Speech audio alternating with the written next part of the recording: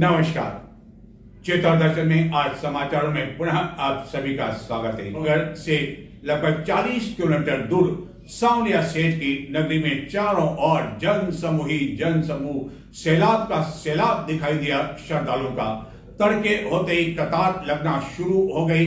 हर कोई पहले दर्शन करना चाहता था, सांवलिया सेठ की झलक पाना चाहता था, उनका आशीर्वाद लेना चाहता था और उसके साथ नए वर्ष की शुरुआत करना चाहता था। इसी कारण जो हालात 31 दिसंबर को रहे उसमें किसी तरह के कोई सुधार 1 जनवरी को सांवलिया में देखने को नहीं मिले। लेकिन शुक्र यह रहा कि सब कुछ आराम से निपट गया। हजारों की संख्या में श्रद्धालु आने के बावजूद सब कुछ चाक चौबंद रहा। यह है चित्तौड़गढ़ से उदयपुर जाने वाले उदयपुर हाईवे पर स्थित सांवलिया जी के प्राकट्य स्थल, जहां पर भी नए वर्ष की पूर्व संध्या 31 दिसंबर की रात्रि को हजारों की संख्या में भक्तजन मौजूद रहे। इनमें कई ऐसे भक्तजन थे जो कि सांवलिया सेठ की नगरी, जो कि इस प्राकृतिक स्थल से लगभग 7 किलोमीटर की दूरी पर है, वहां पर जा नहीं सके क्योंकि हजारों की संख्या में श्रद्धालु वहां पहले से ही मौजूद थे, जिसके कारण उन्होंने सांवलिया जी के इसी प्राकृतिक स्थल पर रहकर नव वर्ष पर यहाँ रहकर सांवलिया सेठ का आशीर्वाद लिया। और जैसे ही रात्रि के 12 बजे यहाँ पर जमकर आतिशबाजी की गई। इस अवसर पर सांवलिया जी के प्राकृतिक स्थल को भी आकर्षक गुब्बारों आदि से सजाया गया और यह सजावट देखते ही बन पा रही थी। यहाँ की गई आतिशबाजी सजावट को देखकर उदयपुर हाईवे से गुजरने वाले कई वाहन भी कुछ देर के लिए रुक गए और वह इस नज़ारे को अपने मोबाइल में कैद करने में लगे रहे, जबकि हजारों की संख्या में यहाँ मौजूद श्रद्धालुओं ने जहाँ एक और नए वर्ष का आनंद इसी सांवलिया जी के प्राकृतिक स्थल पर लिया, वहीं 12 बजते ही इस मंदिर के बाहर भक्तों की लंबी लंबी कतार देखने को मिली। दूसरी ओर इस प्राकृतिक स्थल से कुछ ही दूरी पर स्थित सांवलिया सेठ की इस नगरी में हालत तो यह थी कि पांव रखने की भी जगह नहीं थी। हजारों की संख्या में जन सैलाब श्रद्धालुओं का इतना अधिक रेला देखकर एक बार कई तरह की आशंकाएं होने लगी कि आखिरकार किस तरह यह भक्तजन सांवलिया सेठ के दर्शन कर पाएंगे, क्या कुछ होगा, क्या कुछ नहीं होगा। कई तरह के विचार भी मन में लोगों के आने लगे। लेकिन कानून व्यवस्था बनाए रखने के लिए यहाँ पर 1000 लगभग निजी सुरक्षा कर्मचारी जहाँ मौजूद थे, वहीं पुलिस के कई अधिकारियों ज़ाब्ते को भी यहाँ ड्यूटी पर लगाया गया, जिसके कारण सब कुछ यहाँ शांतिपूर्ण तरीके से संपन्न हो गया। और पूरी रात यहाँ सांवलिया जी में इसी तरह की स्थिति देखने को मिली। चारों ओर लोगों की भीड़ के अलावा कुछ भी दिखाई नहीं दिया।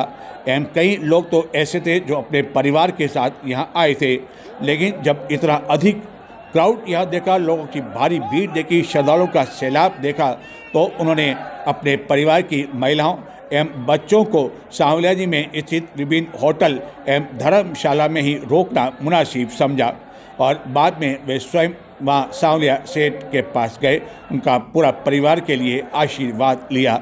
श्रद्धालुओं के भारी भीड़ उमड़ने के कारण सांवलिया जी में स्थिति यह थी कि कोई भी होटल या धर्मशाला में जगह तक नहीं थी। सभी हाउसफुल हो चुके थे और इतना अधिक क्राउड उमड़ पड़ा। शुक्र रहा कि कोई बड़ा हादसा नहीं हुआ, इतना सब कुछ होने के बावजूद। जी हाँ, हम बात कर रहे हैं सांवलिया जी से चित्तौड़गढ़। गुरुवार को दिन भर निजी बसों के साथ ही लोक परिवहन की बसें आती रही। आना भी चाहिए क्योंकि हजारों की संख्या में श्रद्धालु सांवलिया जी में मौजूद थे, उन्हें पुनः लौटना था। लेकिन यह बसें न केवल अंदर खचाखच भरी हुई थी, पैर रखने की जगह नहीं थी। बसों की छतों पर भी स्थिति यह थी कि बैठने तक की जगह भी नहीं मिल पाई।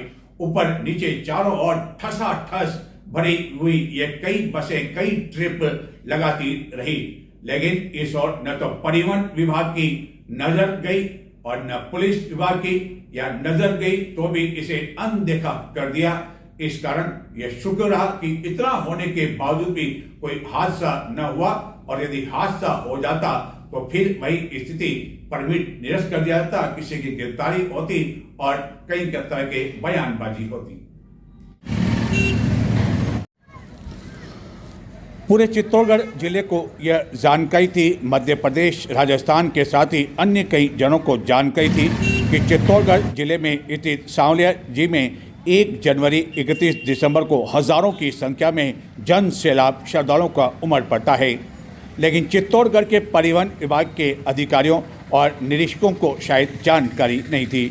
यह जानकारी होने के बावजूद शीतकालीन अवकाश का आनंद लेने के लिए शायद वह अपने पूरे परिवार के साथ या नए वर्ष का आनंद लेने के लिए पूरे परिवार के साथ बाहर चले गए, और इस कारण उनकी नज़रें ऐसी बसों पर नहीं गई जो कि गुरुवार को सांवलिया जी से दिन भर चित्तौड़गढ़ न जाने कितने ही ट्रिप करती रही।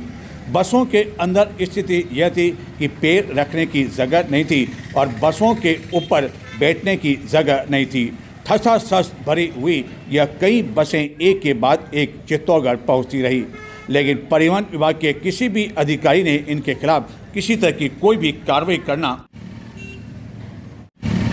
उचित नहीं समझा, या सब कुछ जानते हुए भी उन्होंने अपनी आंखें मूंदना उचित समझा, क्योंकि निजी बसों से तो उन्हें काफ़ी कुछ मिलता है जिसे बताने की आवश्यकता नहीं है। और परिवहन विभाग को यह सब कुछ याद करना उस समय याद आता कि इन बसों के कारण कोई हादसा हो जाता तो वह शायद दौड़ के कहीं भी होते यहाँ पहुँच जाते, घटना स्थल पर पहुँच जाते, आनन फानन में बसों का परमिट निरस्त किया जाता, गिरफ्तारी होती और न जाने कौन कौन से कदम तत्काल उठा लिए जाते। इसी कारण यह शुक्र रहा कि ठसाठस भरी बसें दिन भर चित्तौड़गढ़ सांवलिया जी से आती रही, लेकिन न तो परिवहन विभाग द्वारा किसी तरह की कोई कार्रवाई करना उचित समझा गया और न ही पुलिस विभाग द्वारा।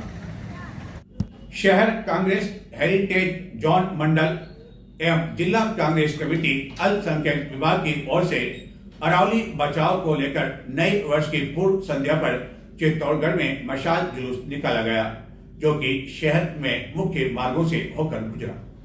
देश बचाओ, अरावली बचाओ, देश बचाओ, अरावली बचाओ, देश बचाओ, अरावली बचाओ, देश बचाओ, अरावली बचाओ, देश बचाओ, अरावली बचाओ, देश बचाओ, अरावली बचाओ, देश बचाओ। मोदी तेरी तानाशाही नहीं चलेगी, नहीं चलेगी। मोदी तेरी तानाशाही नहीं चलेगी, नहीं चलेगी। अरावली बचाओ, देश बचाओ, अरावली बचाओ, देश बचाओ, अरावली बचाओ, देश बचाओ। मोदी तेरी तानाशाही नहीं चलेगी, नहीं चलेगी।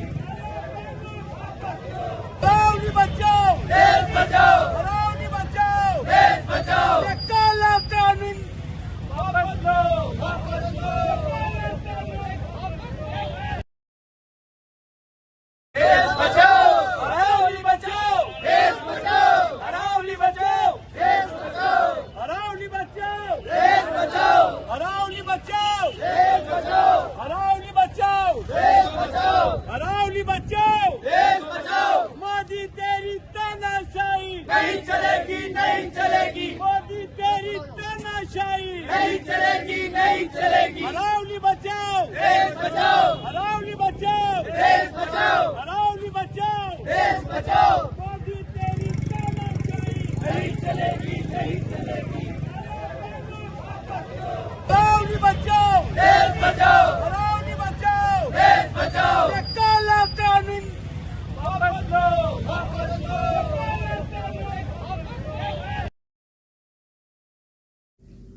नजर डालते हैं कुछ और समाचारों की ओर, लेकिन संक्षिप्त में देखते रहें चित्तौड़ दर्शन। व्यापार सेवा संस्थान चंदेरिया के अध्यक्ष पद के लिए हुए मतदान में संजय शर्मा निर्वाचित घोषित किए गए, जिन्हें कुल 366 मतों में से 222 मत प्राप्त हुए। संजय शर्मा के निकटतम प्रतिद्वंदी प्रदीप कुमार सेन को 76 मत प्राप्त हुए। 52वीं राज्य स्तरीय शिक्षा विभागीय मंत्रालय कर्मचारी खेलकूद एवं सांस्कृतिक प्रतियोगिता का आयोजन जालोर जिले में किया गया, जिसमें चित्तौड़गढ़ जिले सहित उदयपुर मंडल के मंत्रालय कर्मचारियों ने भाग लिया एवं कई प्रतियोगिताओं में भी सफलता हासिल की।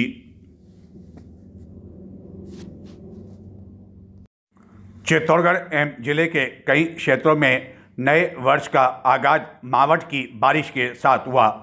गुरुवार तड़के लगभग आधे घंटे तक बारिश हुई एवं बारिश के बीच सवेरे कुछ होटलों के बाहर पर्यटक इस स्थिति में सर्दी से बचाव करते हुए देखे गए, क्योंकि उन्हें भी पता नहीं था कि सवेरे तड़के मावठ की बारिश हुई और अपनी होटलों से जब वह बाहर निकले तो इतनी अधिक सर्दी उन्हें लगी कि उन्हें इस तरह बचाव की स्थिति से गुजरना पड़ा। हालांकि बाद में तेज धूप खिली, लेकिन फिर भी दिन भर मौसम ठंडा बना रहा।